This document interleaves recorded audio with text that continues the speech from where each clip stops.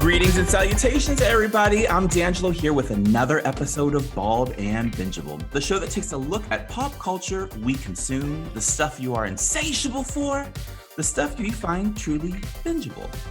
Every Tuesday, my goal is to bring you an interview or subject that sparks ideas, keeps you engaged, or just makes you giggle. I grew up in a time when pop culture gave us talk shows like The Rosie O'Donnell Show and Oprah. Okay, yes, I know I'm not delusional. I know I'm not Oprah.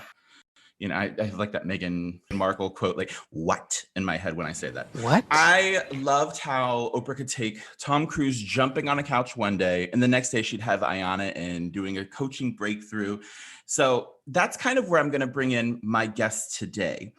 Today I have author, executive coach, mother, wife, student, speaker, spiritual medium, one of my good friends, Leslie Juvin-Acker. Hello, Leslie. Hi, I love you, Dangilo. I'm happy to be here. I love you too. You're like a bright, like ray of sunshine in my life. So. Yay! So good stuff. So just to kind of give people a little bit of background, I told everybody that you're an author. You have books like The Money Formula. I think that's kind of where we ourselves, like we have a little connection there. So I experienced you and I don't want to say your talents, but your gifts firsthand. And we had been friends for a bit. And then you did come over here to my house one day and we did a little bit of spiritual coaching just because you're one of those people who moves on intuition and you move because something pulls you and something pushes you and you just kind of, you follow that little voice in your head. Correct. Absolutely. And at that time, I remember I was very stuck financially because, you know, very admitative that I'm in a relationship where my partner's older than me. He's established. He was already in his money-making years and I was just coming into mine. But it was like I had these little blocks and these holds and things that were from my past and all that. And so I think you kind of carry that financial trauma or whatever you want to say into your life. And I remember you intuitively, you came over and we kind of sat down and we were going to sit down for coaching.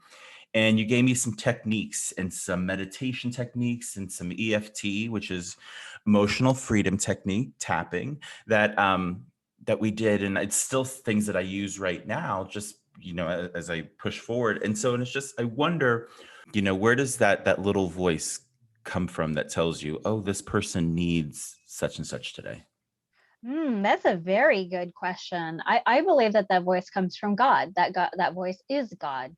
And other people will call it, you know, the Great Spirit or Holy Spirit or nature or, you know, whatever. It honestly, it really doesn't matter. But for me, I call it God. It's the voice of God. And our job is to remember that we are children of God and that we have this ability to hear God and to be vessels of God's love, which is just loving other people. And the other part of that is to recognize when we're not listening to the voice of God, we're listening to something else, negative voices, critical voices, or patterns and things like that. So it's my job ultimately as a coach, an intuitive healer, is to help people recognize what voice is talking to them. And that was what I was helping you do that day. And I remember it was just kind of, in a sense, you know, in layman's terms, and probably the most thing that's been out there in the culture has been, you know, like The Secret, that living of like, think about, I'm going to get a coffee. And then all of a sudden you get 2 cups of coffee, that kind of a thing. And I remember when we were doing the tapping technique and meditation, it was really focusing on abundance and I've got money, you know, those kind of things. It's just statements like that. Like I've got money and just repeating that and then going through, you know, the exercise and those sorts of things. And so it makes me wonder, like, do you believe in The Secret? What do you adopt from something like that a lot of people have been exposed to? I think that The Secret is a nice crudité to the metaphysical world and the spiritual world. I think that it's palatable for people of all different walks of life to start thinking about what they're attracting and creating in their life, because my personal belief is that we're all creators and we came here in this earth realm to create, and we can create havoc. We've seen from reality shows, manufacture it, or we Which I can love. create. We can create love, and we can create joy and peace and all of those fruits of the spirit, if you will. So it's a good start, but it's not complete in terms of how to do it. I think that there's way more to it in terms of mechanics. But I think it's a great, great start, because you attract that which you are, what you generate vibrationally and emotionally and psychologically, and what you're constantly aware of. It's for you in your specific situation.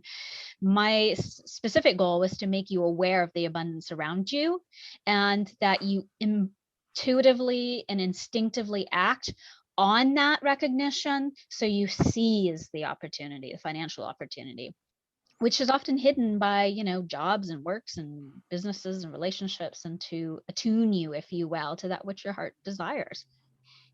I love that. Now, I want to back up just a tiny bit here, and just so we can explain to the people who are listening and who are new to Leslie. So you guys can always Google Leslie Juvin-Acker, and you guys can find her books. You guys can find her website. You sit as being a medium. Can you explain that a little bit more, and how that differs from like a psychic or a tarot reader, those sorts of things? Yes. So a medium in its purest form is someone who really physically channels another entity. It could be an angel entity. It could be a spirit of a person passed over. It could be, the Holy Spirit, which is divine wisdom. So mediums are just vessels, if you will, for a host who's coming through to communicate a specific message. A psychic, on the other hand, they may get impressions of a future, or they may be able to touch something and see the trapped energy inside of it to interpret, who it belonged to. And then there's many, many different types of intuitives out there with different gifts, but fundamentally that's the difference between the two. And a fortune teller is somebody who can tell you, based on your present energies, your present attitudes, behaviors, what's going to happen. I have that ability to foresee the future, but it's just an imprint of what's possible. It's not set in stone, and you can change that. Where a card reader, on the other hand, I call cards training wheels for intuitives, because they kind of set your imagination and kind of get you grounded in a space to begin to interpret what the cards are saying. I think that everybody should try them at some point. But eventually you'll get so good where you can just look at a person and you can instantly know what's going on with them and feel it and see it. But cards are a great way. I first started on Lenormand cards, which are French tarot cards, 11 years ago. And it's a great way to get started. It's awesome. Like it's I've never heard it put that way, but I love that. Just kind of, it's in essence, it's like elementary, where you have flashcards when you're first learning, anything when you're in school, is that you write things down on index cards and you study, study, study. And then eventually you don't need those cards, because you know the information and you know how to impart that information and speak on it. And then, so I love that they're kind of like training wheels, but at the same time, it's a respectable something that people can really pull spirituality from. I reading in your bio, and even like your profile, I've read a few different profiles that I found online, like SD Voyager and that sort of thing. And so you unlocked this after you had your first kid, correct?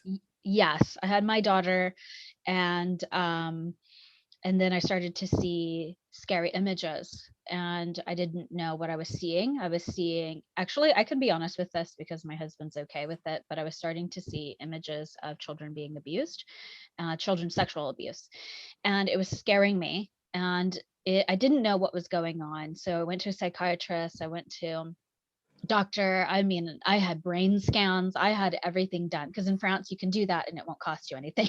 Oh, there you go. So I went and got real professional medical help, and I had a very deep depression and anxiety from this experience. But it really happened when my husband was around, and it would go away when he was not around, which was really funny. Fast forward, I realized I have all these abilities, healing, vision, primarily because a psychic told me, "Oh yeah, you're going to move back to California and you're going to read celebrities and you're going to be like me." I'm like, "What are you talking about, girl?" I had no plans of moving back to the US. And Mhm. lo and behold, it happened. And, I mean, you even hooked me up with Ross Matthews. So Yeah. yes, it did happen. And that was not something I planned or even intended, because I'm a very private person. So fame is not really my game. Mhm. And so then fast forward even more. And actually, I was, walking in my garden as I do, and I heard Spirit say, all those images that you had seen of that abuse was of your husband. And so I went and I talked to him. I said, "Were you Wow. ever abused as a child?" And he finally admitted, this is something I didn't even know about my own husband. I'm actually telling you this. You're the first person in the whole world to know this, publicly, but I think it's important to say. He said, "Yes, I was as a child. A teen had sexually abused me."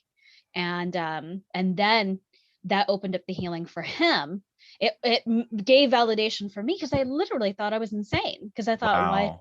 why am I seeing all of this? So my first mediumistic psychic experience, thanks to our daughter opening this up, it brought me and my husband closer. It brought him healing and resolution, and ultimately freed us up even more to live our lives, because abuse can and stop you from living your fullest life, and that's what abuse energies will do, is keep you from being happy. So yeah, that's ultimately what had happened.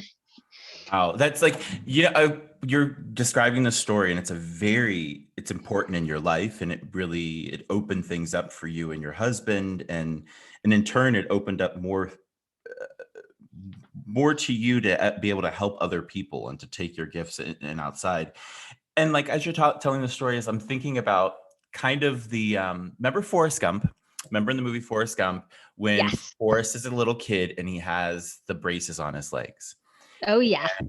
He's having all these issues, and then he's getting beat up. You know what I mean? Hmm. He's getting threatened, and that was kind of you. And then when you finally opened up the can of worms, so to speak, your braces fell off, and now you're like in full stride, and you never stop running. You know what I mean? Now you're kind of pushing into the Yes. future. So that's, I don't know why that was kind of like the imagery that just popped into my head there when you're saying this, is that you just kind of you broke chains. You know what I mean? Like in your life, and you Yes. remove that yoke, you move that mantle off of you, so you can kind of go to the next step and kind of and open all that up. It's funny because when I think about you, and when you think about the word medium, we think witchy, we think of the TV shows, we think of Tyler Henry or Teresa Caputo, and you aren't that. You don't have that energy around you. You have tattoos. You got the blonde hair. Sometimes hair's always changing. Um, Yes. very like I've been to your house. You're on trend. You got kids. You got the dogs. You have all these things, and you unlock the spirituality, and it just makes me think like, and you did this later in life. What do your friends and family think, especially when it's something it's real? Do you know what I mean? It's not like you're like, okay, I'm going to read tarot cards, and you're just going to family picnics and you're reading people's tarot. You're actually getting into the crux of the situation, and you've actually unlocked these things. So what did your family and what did your friends think about when you first made this realization, you in layman terms came out Mm. as somebody who is, intuitive? Yes. Well, I think ultimately for me at the beginning, I was very afraid of rejection and loneliness because of this. And it was actually counterintuitive to that. It was completely opposite. It brought me closer to my friends. It created this never ending wellspring of abundance, insight, truth, light, hope, compassion, joy, all the things that people want to have in their life that create a fulfilling and rich life, a safe life. And so, yes, it does allow me to get closer to everybody, and it's intimate relationships. I don't even have, I mean, I have an Instagram for my Law School for Visual Learners blog, but for my Leslie Inc., I shut it down because it was just way too much attention and it was really distracting. And so I shut down pretty much all my social media, but I still talk to like 10 people a day. I'm Mm-hmm. always close to everyone. And it does help them at real serious issues. I'm not talking about, so and so passed over, I just want to connect with them because I miss them. It's really like, what should I do about this business, or what should I do about that? These are real issues that you're helping people on. And people don't forget that when you do help them at a critical juncture in their life. And because of that, I've built this wonderful, close community of friends, family that we can help each other with. So I never feel alone. I never feel unsafe. I always feel love, but it stems from that honesty. My number one thing that people always say to me is, you're honest. And I know you'll tell me the truth. And I know that we'll find a solution, and I inspire that and hope in them, but it's not me. It's love. It's God's love. And I always hope that people can turn to that and be a source of that in their communities as well. Now, with that being said, my own mom is a Pentecostal, pastor. So is her husband. Come from the And same world. Came from the same uh, world, girl. yeah, I know. And we both have family in Ohio. And so my mom, she's not really, it's funny because Pentecostals, it's all about that fire and brimstone and speaking in tongues and casting out demons and stuff. And my mom believes in all that. But when I start telling her things, like a few weeks ago, Spirit told me that there was an issue with my mom's pancreas. 2 days later, she called me and the doctor said that she's pre-diabetic. And so I don't preach to my mom. I just offer her loving words of comfort. And for her, that's enough. But we don't get into metaphysical discussions and those kinds of things. So I learned to know where people are in their own religious journey and their faith journey. But ultimately, what this has done for me is given me a very enriching life and a close community. Okay. I love that. So there was never a conversation like Sixth Sense. Hi, mom. I see dead people. Like, like you just can't, No. you can't do that. You can't do that. And it's funny because you just brought up things like I'm thinking about now, like, being raised in the Pentecostal church and it does what it does for the people that really tune into the spirituality of things and not so much on the physical going to the church and that sort of thing. And I remember when I was younger, did you say casting out demons and seeing spirits and things like that, that we had a friend who he would see spirits all the time. And his mom was also a Pentecostal preacher, laying on hands, tongues, and that sort of a thing. And he would see things. He was cutting the grass and would see an evil spirit walking in the house from outside, and he would be home by himself and he would run inside the house and nobody's in there. Hmm. And it was like this whole thing where they wanted to pray for him because they were saying that he was the one who was oppressed, even though he was seeing the oppression.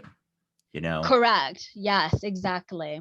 Fortunately, I don't have that, although sometimes I get a little bit skittish around, people who, have positions in church and stuff, or I won't even say anything. I'll just, let my brand of friendship evangelism, if you will, speak for itself and not be so straightforward. But the people who vibe with it, I mean, we can have straight up conversations. I can tell them exactly what I'm seeing. But I think as you become more talented as an intuitive person, which we all are, you learn to develop discernment and tact and take things carefully and step carefully in places where you might get, a bad reaction from people who aren't ready for it. Wondering here, like, how do you turn it off? Like how do you rest? Like how do you because I think that I think about myself and my mind is always running at some point, and then as the evening gets later and as I start to wind down, as I start to kind of take myself out of it. But like, how do you, as somebody who's dealing with both the physical and spiritual, how do you shut that down? It's a good question. I think that was something that I had to learn myself over these last, many years of doing this. I've had to turn to other spiritual coaches and advisors who I also turn to help me do that. One of them is to create strong spiritual boundaries. There's different boundaries, physical boundaries, like, you put up a fence or you lock your doors. There's emotional boundaries where, you don't let someone emotionally dump on you and you say, hey, this doesn't make me feel comfortable. There's mental boundaries, what you're putting into your mind, what kind of television you're consuming. So you turn off the TV or change your station. Well, there's spiritual boundaries, because for me, my husband Frank would say, oh, I wish I could do this all the time. And sometimes when it gets really overwhelming, I look at him and I go, you don't want this. And I just say that because, even my own inability to turn it off sometimes, in the past, it was too much and I didn't like it. And imagine me, I would do 4 to 10 readings a day, 5 days a week. And, you're seeing everybody's and everything and you're feeling their stuff. And I was literally storing energy in my arms and it was hurting and it was causing pain. So I had to learn how to let that energy go, B, shut myself off during the time so I could flick my third eye down to close it, and C, start communicating with holy angels and in Christ, Jesus energy, to create strong spiritual boundaries, because I literally can see all sorts of stuff like gnomes and fairies and demon energy, Satan energy, Christ energy. I can see it all, and it exists here in this realm. It's not like it's another place or another dimension. It's here and you can see it. It's just invisible to the naked eye. So I've had to learn to do that, and it's spiritual hygiene. It's important to do it, because if you don't, you'll be reading everyone all the time and then you'll have no energy for yourself.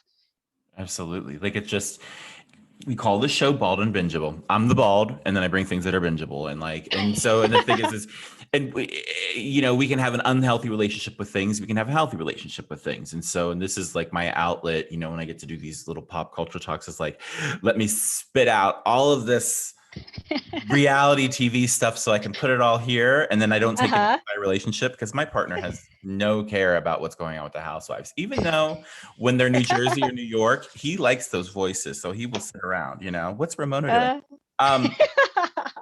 But it just kind of like, there's a point where I have to like turn it off and like lower the noise. I was raised in a big multicultural Latinx family.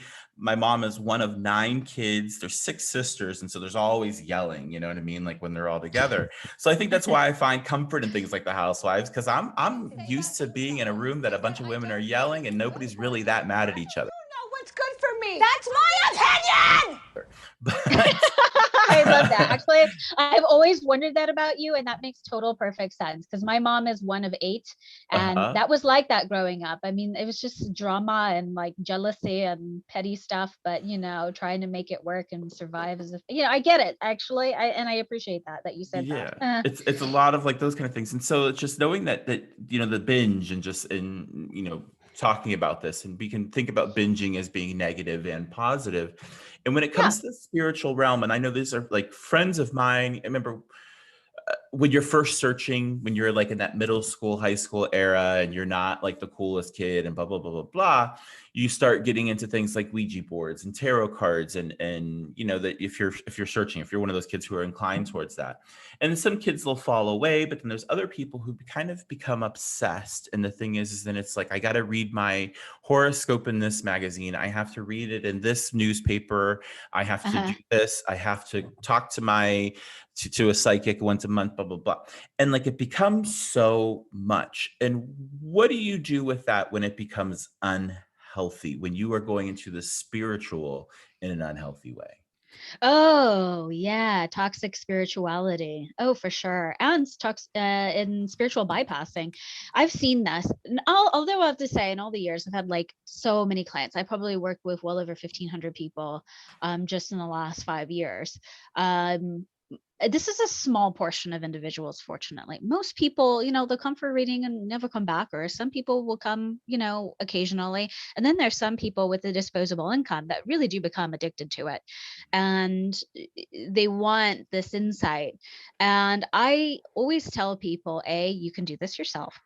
B, it's not necessary to come as often. I mean, some people would come twice a week or 3 times or have me on retainer.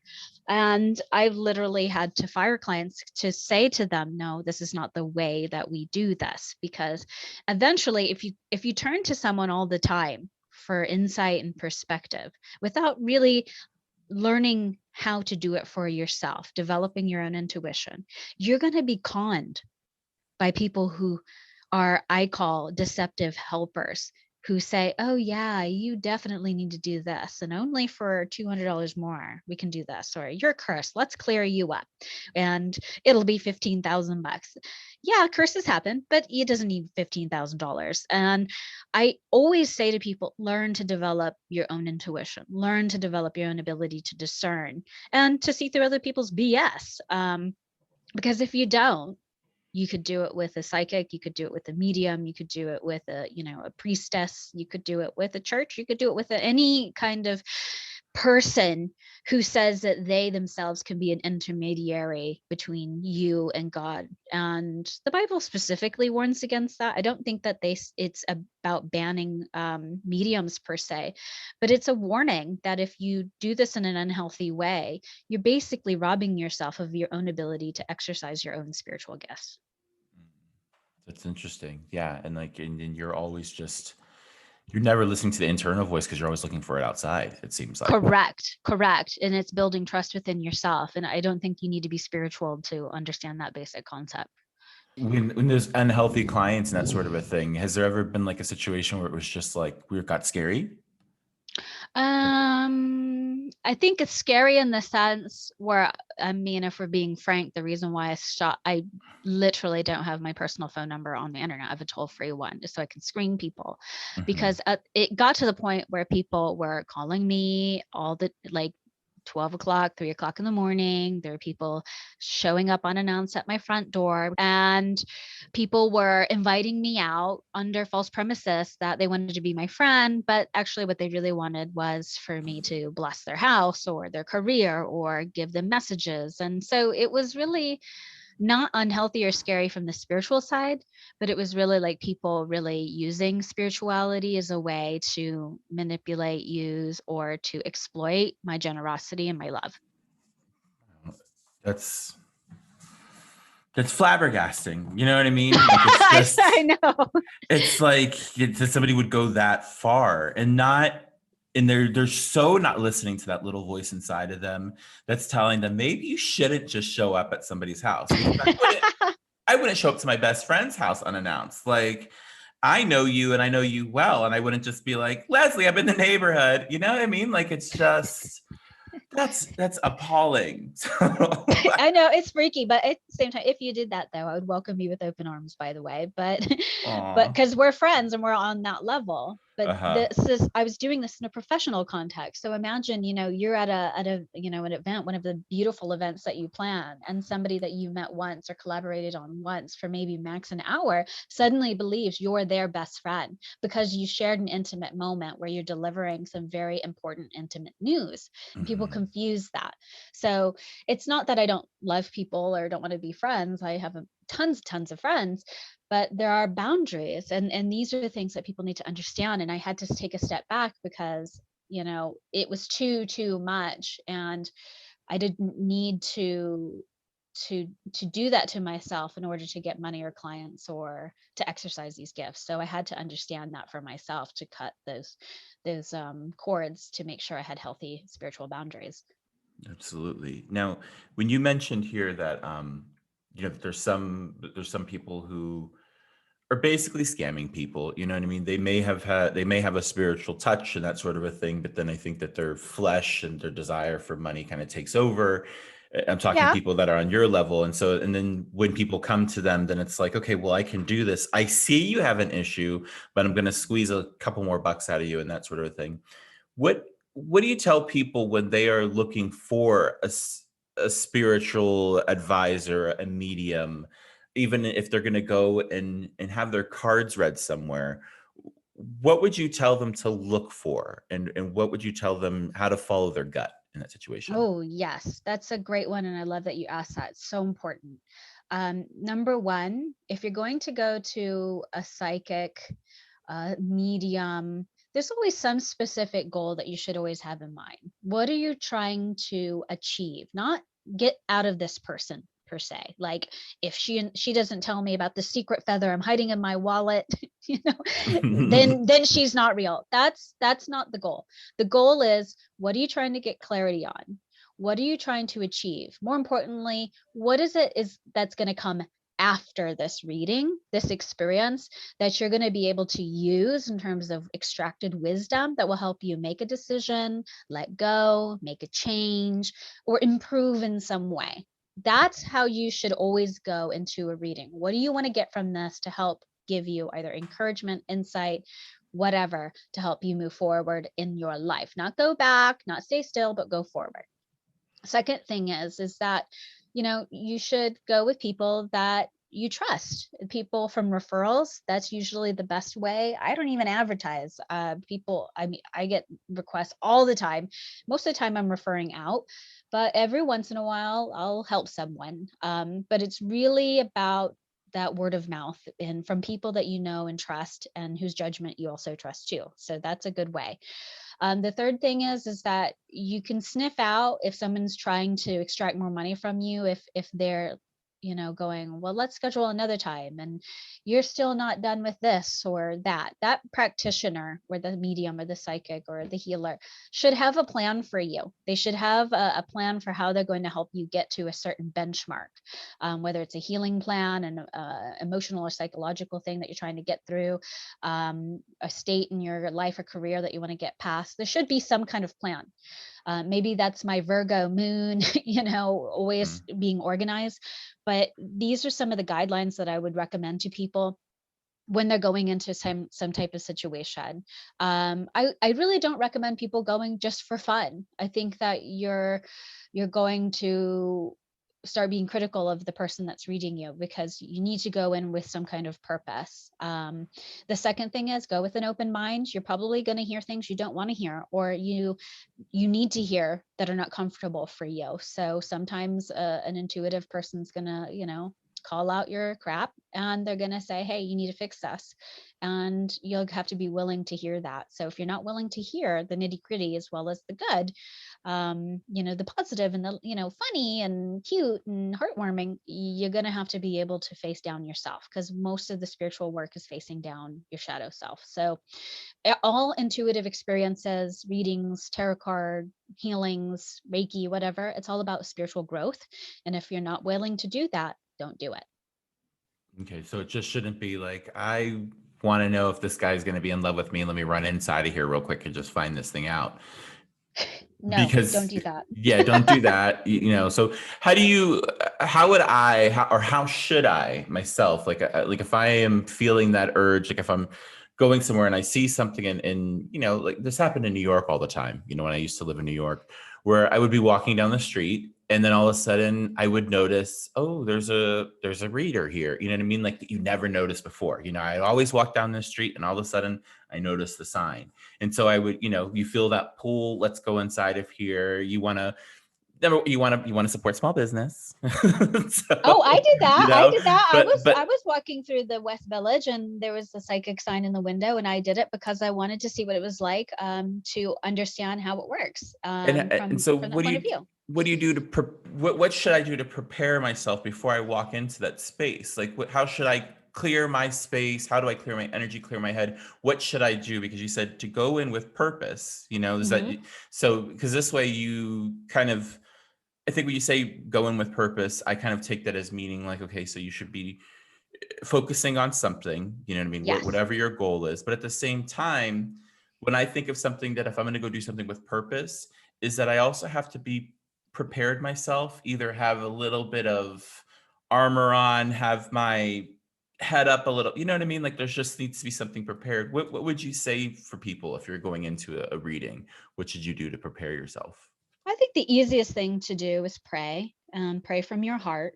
Doesn't matter who you're praying to per se. Just pray from your heart, not your mind, but your heart, and say, you know, from your heart, without words, is that feeling of, let me be guided, let me be protected, let me be shown something that's going to help me grow. and heal and move forward with my life and let this experience be a learning one.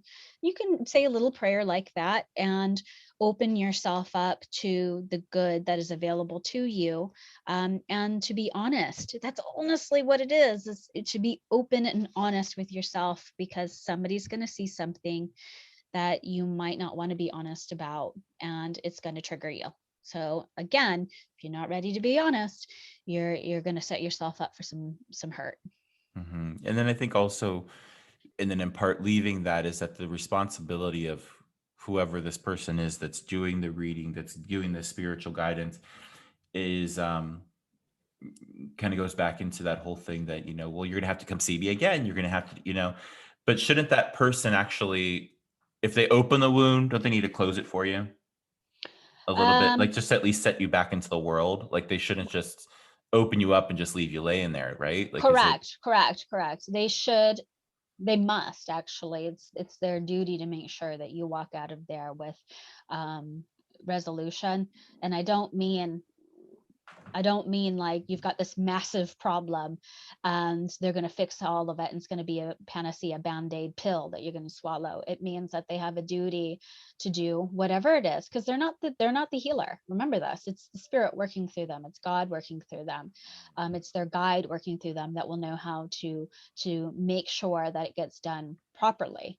And it's their duty to follow those instructions and to not how should we say, deviate from that. So that's the duty.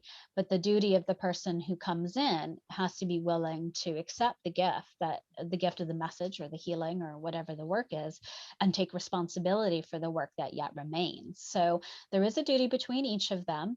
And it's important, though, that each person knows what that duty is. Because I've had some people come in, actually, you can look this up. There's a 1-star Yelp review on my business from a woman who lied. That review is a lie, because she came in with a specific issue, and I read right away on the dot stuff about her in the past that was dead on, pinpoint dead on. And I remember it because I'll never forget it.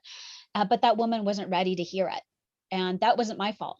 That was her responsibility. And so a lot of mediums out there, intuitives out there who are also hearing this, is that if you get someone who has an abreaction to a message that you're doing, whether you're a hypnotherapist and they're not facing something that they're avoiding, is to remember that you have your duty, you do your duty, do it to the best of your ability. And if that person has an abreaction or doesn't want to take responsibility, then you're just going to have to accept that. And that's a part of the work, because not everybody walks out of a session with a smile, happy face, and oh my God, it's been magical and I'm totally healed. Thank you, Jesus. And they go off and they spread 5-star reviews. It doesn't always happen that way. Spirituality can get very ugly, very difficult, because it's facing all the dark sides and the issues that we have. So it's important to whoever's listening to this that remember, each of us has our own responsibility, and to not hold each other to something that they're not responsible to do. Because as a practitioner, it's my responsibility is not making sure your life is perfect and that what I tell you heals everything. It's to deliver whatever message and to do my job and to the best of my ability. So people take that with a grain of salt when you go into a reading, because you're expecting a lot from somebody from a psychic reading. You wouldn't even expect that from a lawyer or a doctor. So be mindful of that, if I could be very blunt. Is this the basement? It's the lower level. Okay. Okay, I have a little segment that I sometimes do called like the lower level. And so when we get a little bit sensational, or sometimes we just talk trash, that sort of a thing. And so when it comes to like the lower level, when I'm talking to you, Leslie, is that I want to know just an experience with a bad reader, or something like a time when you went in and it was just like, this person doesn't know what they're doing, or this person is abusing their power. Can you give me a little story about that? Oh, okay. I have a very perfect one. So the same reader told me that I was going to go to California and read celebrities and live this best life. That was accurate. But then we would go back, my husband and I would go back, not all the time, maybe once a year or something. We'd call in to her. And she kept going on about sharks and she would literally, run down the clock for 15 minutes talking about how we should be careful about swimming in the ocean from sharks. Every single time. And it was the most bizarre thing, because why? And it just didn't feel accurate or true. And it was just like, and again, this was like 7 years ago, and nothing has happened with sharks. Just like, why? So sometimes a reader or person can be completely, totally off. Because they're not actually reading you. They're probably just projecting whatever it is that they're seeing, or they're completely just doing it to scam you. Now, I will put this again, not everybody's doing that, but there are some people who get high on the authority that spiritual reading and, all these things do. And there's some people who absolutely misuse their abilities. So there's that. The second thing is that I actually was doing some spiritual realm healing with somebody the other day, and I said to her, while I was looking in her spiritual realm, somebody who poses as a deceptive helper, I feel like this person's a psychic, cursed you. And this person freaked out. And I said, why are you freaking out? And she said, well, I invited this psychic lady to my house on Halloween, and after that she left. And my boyfriend said to me, I think this lady dropped a curse on us. I think we're hexed. Something happened. And so I was just baffled by that, because I wasn't even expecting it myself, but she's crying, she's freaking out. And I said, this is easy, we can clear it, we say a little prayer and move on. It's not hard. But this person was wreaking havoc in their life, and she was crying. She said, because in the months that happened after that, 6 of my dogs died, and I, miscarried, and all these bad things were happening. So there is spiritual warfare. This stuff is really going on, but this is not for the weak of heart and the uninitiated. This is something for people who actually go through the dark stuff and have worked with the light to vanquish it and to clear it. So there are people who A, don't really know what they're doing, B, could be very young in their practice and need some more practice. I know I've been there. Inaccurate reads doesn't mean they're wrong, it's just inaccurate. It could be a phrase or a word that's wrong or something like that. I don't get names very well, so that's kind of my weakness, but I can describe a situation so perfectly. Or C, there could be people who are actually very strong intuitives, and they're using it to manipulate other people's free will and to create havoc and destruction in the world. You prayed with her, let's get past it and let's go. You know what I mean? It wasn't like, okay, so I'm gonna have you go home and take a bath and do this and this. You know what I mean? Like, it was just kind of like, let's push into the problem, let's get rid of it, now let's move on. Yes. So that's really, really great. I love that. I'm gonna just pause real quickly, and not to make light of the situation, but do you think maybe when she was seeing sharks, maybe it was because you have 2 kids, and was baby shark like a thing in your house? That is the funniest thing I've ever heard in my life. Actually, no, my kids were not really big baby shark people, so maybe you avoided it. They weren't really big into that. Unfortunately, my kids, they love watching, nature shows, but young Sheldon and things like that. So no, I didn't have that, by the way. But I always wondered that. But I energetically, when I tap into it, if there was any significance from it, I just don't feel it. So I think that she was just phoning it in, when you're charging like $75 for 30 minutes. I mean, it's easy to run out the clock. And she figured you're living near the ocean now, and like, so let's just bring in this one thing. Like, she could be just spiritually lazy and just not doing the job, but I'm not judging, but it happens. So anyone who's listening, if you get a reading that just doesn't resonate, it's like, maybe it is not for you. Maybe it's for someone else, or maybe they're just not doing their job. Yeah. And don't blame yourself. Are you more sensitive to what you consume when it comes to television, movies, music and that sort of a thing? Like, can you tell if something has a little bit of a stank on it, you know what I mean? Like, so to speak, when it comes to like spirituality and that kind of thing? No, I think that everything has its merit and value in life. I don't think that even, reality shows, I mean, I used to watch them a lot when I was a teenager, like a Celebrity Fit Club and stuff like that. And I think that there's a value to everything that you got to be open to. But Edgar Cayce, who was the world's greatest verifiable psychic, actually talked about mental diet. So whatever it is that you're consuming on the mental realm, spiritual mental realm, will actually become manifested in your life. So it just depends on what you're gravitating to. If you're gravitating towards drama and stuff, you might be creating more of that. But if it's you're watching like a drag show because of the creativity and the challenges and that's a completely different story. So I think that ultimately, watch what you want to watch, but ask yourself why you're watching it and what you're getting out of it and how it motivates you. I like that. Yeah, because the thing is, I think if you're always watching fighting, you're going to start fighting. You know what I mean? Like you're just going to be kind of one of those people who is just ready for combat. You know what I mean? Like, and who's ready to kind of partake in that kind of feelings and that sort of thing. It could be, or maybe that they were a military, or maybe that they like military strategy, or they had a past life. I mean, who knows? But even for me, I watch Prodigal Son, and that's like freaky deaky, murder stuff. But I like it because of the criminal procedure. I'm in law school, so that for me intrigues me, and it's interesting how they're able to write the story about solving a murder, but doing so in a way that is, give or take, legally accurate. So what show is that? Prodigal Son.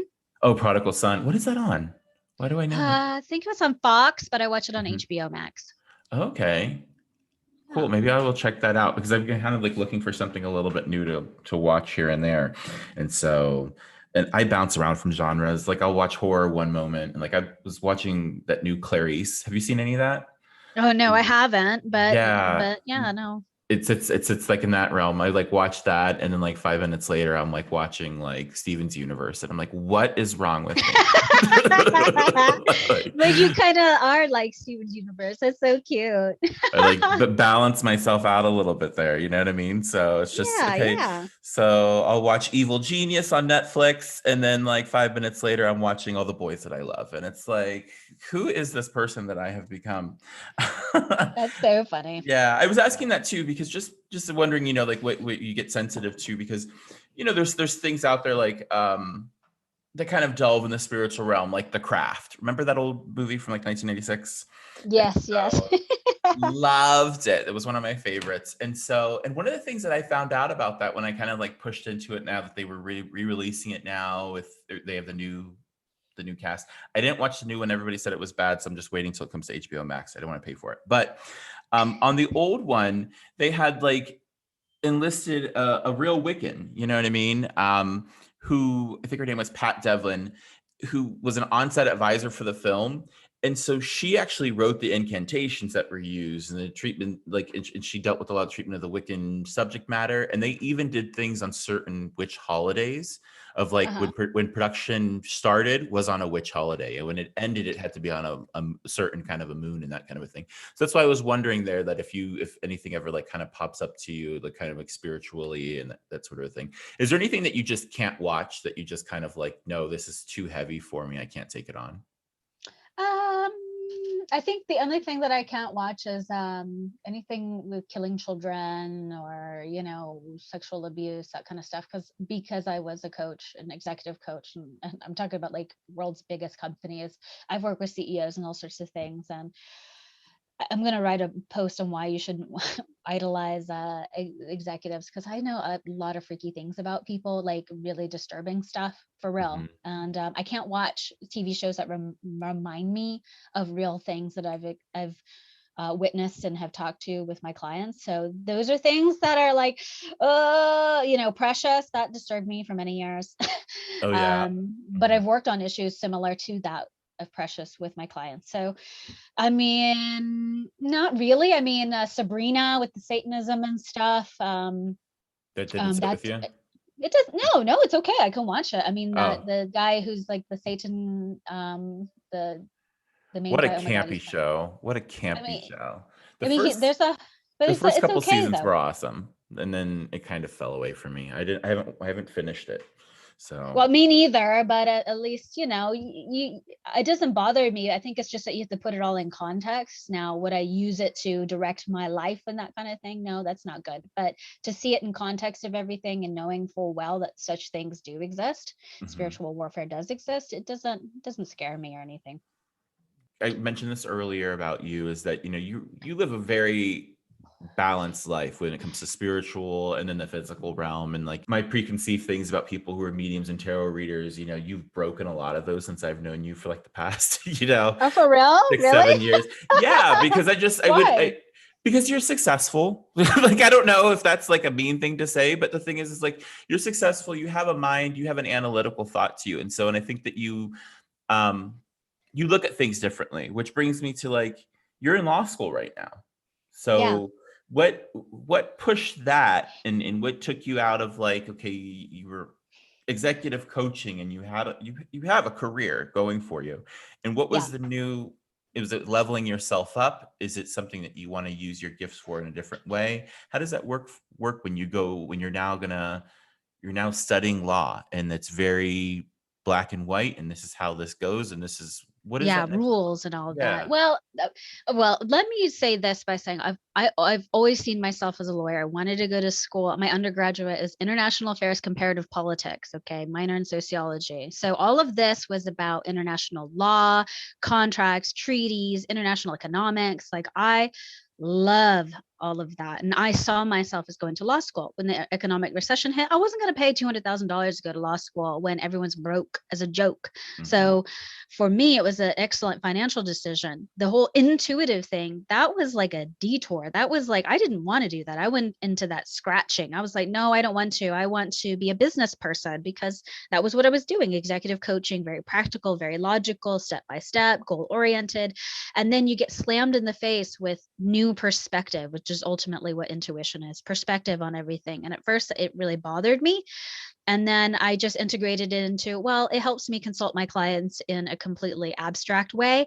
And it's effective. It works. Okay, great. So I did a career, is very lucrative. And work barely even 30 hours, make 30,000 bucks. It's crazy. But I'm not motivated by money. I'm motivated by learning and helping and growing. So eventually you make a certain amount of money, you have a certain amount of prestige, and you've accomplished things. I've helped famous people in all realms of business and even politics. And I'm like, okay, I'm cool. I've accomplished that. I'm fine. Now, what's the next thing for me? My kids were big enough to go to elementary school. I said, well, why don't I get an online law degree? Which, in California, it's 4 years, study the law, do it 25 hours a week. I just love learning, and I've always loved the law. And for me, it's a very fun and interesting thing that can help me practically help people. It's the same thing. I can consult them, but in a different way. It's a different type of way, but it's still the same. There's spiritual laws, there's man's laws, there's rules and ways you got to go about them. Well, same thing in legal world. So I don't think that it is completely an offshoot of who I am. I think it's an expansion of who I am. But for me, I feel like law is more, in a human way, a truer representation of the person that I am. But everybody sees me as this like witchy magical person, but it's not really true. The girl next door, and I'm organic gardener. I'm in overalls on the weekends. I have 2 dogs, an aquarium, a cat, and kids. Like I'm just the Leave It to Beaver type family. But yeah, perspective is everything, and spirit, God provides that for me. So, I do love the law. And of course, I'm sure I see myself helping you with your legal matters in the future. Well, I hope I don't have any. Do you see that? Legal matters could be signing big deals. It could be, positive things like, then we want that. We want that. Yeah. So a financial, real estate, all of the good things in life. So I think it just helps me able to help people on more practical terms, but it doesn't take away from who I am at all. It expands that. I wish I would have given you a little bit of stuff to look into before this. Like, if I would give you homework, if I would have known that a housewife was being arrested this week, I would have been like, Leslie, explain this for me, because the whole Jen Shaw thing is amazing that's going on. I'll do a little special on that later on, guys.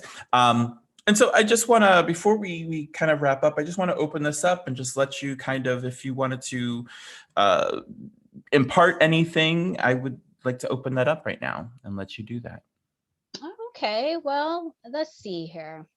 I would like to talk about my show, Valuable Insight, and how I actually mentored someone live. This is a kid, his name is Daniel. He's a celebrity. He left a celebrity horse training business and biggest names in the industry. One who does a drag race, if you will, rides horses and owns a ranch in Montana. So he's ridden or trained or did things like that. And he called me one day out of the blue, again through word of mouth. He went to a barber randomly, and he was telling her, I'm seeing spirits, I'm having all these experiences, and I'm scared. And she goes, oh, I know who you need to talk to.